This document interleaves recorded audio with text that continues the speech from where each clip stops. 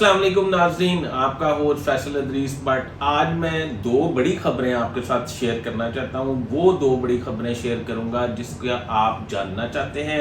इमरान खान ने थोड़े दिन पहले एक मैसेज दिया है जिसमें उसने कहा कि मेरे जुलूस में, मेरे धरने में लोगों के पास पिस्तौल और असला मौजूद था। तमाम सियासतदान उस पर लान तान कर रहे हैं और उसको बेवकूफ़ सियासतदान कह रहे हैं और उसको ये कह रहे हैं कि इसने खुद एडमिट कर लिया, इसलिए ये इसने बड़ा गलत काम किया और बड़ा गलत बयान दिया है। पर मैं आपको बताऊंगा कि उसने एक स्मार्ट मूव खेली है ये कह के कि मेरे जुलूस में असला मौजूद था। नाज़रीन, दूसरी बड़ी खबर मेरे पास ये है कि पीटीआई वफाक से इस्तीफे दे रही है और पंजाब में ज़िमनी इलेक्शन लड़ने के लिए जा रही है। अब ये डिसाइड क्या हुआ, ये दोनों बातें मैं अभी आपके गोशगुजार करूंगा।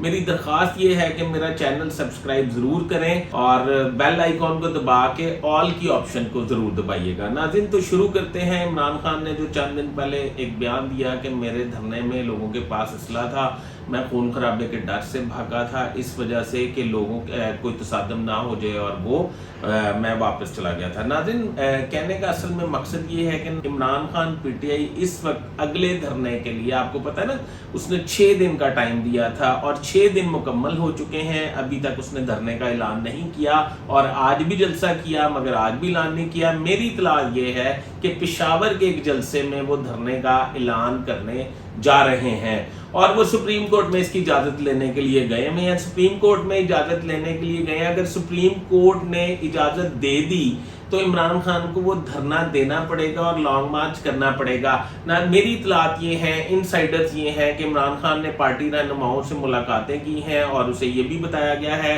पार्टी की जानिब से कि कितने एमपीए, एमएनए और उसके पार्टी के अहदेदार जो हैं इस डर से उन्होंने गिरफ्तारी दे दी कि उनके पास लोग इकट्ठे नहीं हो रहे थे। उसे ये कन्विंस किया गया है कि आप इस गर्मी में लॉन्ग मार्च या धरना ना रखें क्योंकि लोग इकट्ठे नहीं होंगे तो पीटीआई की सुबकी होगी।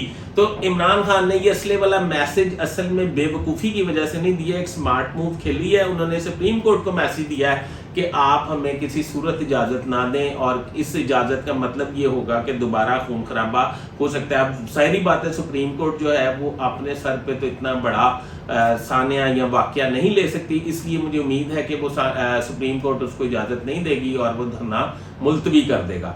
दूसरी इंसाइडर जो है वो मेरे पास ये है कि वफाक में वो उन्होंने इस्तीफे दिए हुए हैं। मैंने आपको पिछले व्लॉग में भी बताया था कि वफाक में उन्होंने जो इस्तीफे दिए हुए हैं, पार्टी ओहदेदार और अरकान असेंबली इमरान खान को ये जोर दे रहे हैं कि हमें वापस असेंबली में जाना चाहिए और असेंबली में बैठ के हुकूमत का मुकाबला करना चाहिए, भरपूर अपोजिशन करनी चाहिए। वो अपनी सीटें छोड़ने के लिए तैयार नहीं है। दूसरी जानिब पीटीआई की हिकमत अमली ये है कि पंजाब से डी सीट होने वाले 25 अरकान जो हैं, जो मुनर्रफ अरकान थे, उनके मुकाबले में इलेक्शन लड़ने की तैयारी कर रहे हैं और पार्टी में पंजाब में बगावत हो रही है। वो जो बगावत हो रही है उसको सरप्रस्ती जो कर रहे हैं वो शाह महमूद कुरैशी कर रहे हैं। उनका ये कहना है कि अगर हम वफाक में इस्तीफे दे रहे हैं और इधर बैठ के हम ज़िमनी इंतखाब लड़ने की कोशिश कर रहे हैं तो ये कोई पॉलिसी, पार्टी पॉलिसी बेहतर नहीं है। इसलिए अब मेरा ये ख्याल है कि एक तो मैंने आपको पहले भी व्लॉग में भी बताया था कि वो वापस कौमी असम्बली में जाएंगे और दूसरा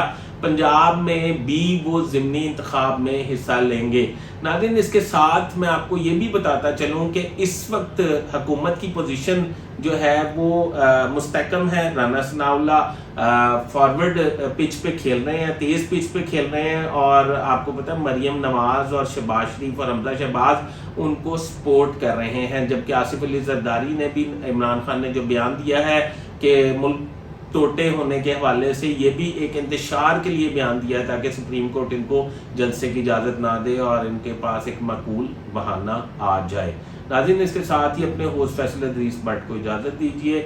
मैं अपने व्लॉग के साथ दोबारा हाजिर होऊंगा। नाज़रीन, इसको मेरे चैनल को सब्सक्राइब ज़रूर करें, बेल आइकॉन को दबा के ऑल की ऑप्शन को दबाएं। शुक्रिया, खुदा हाफिज़।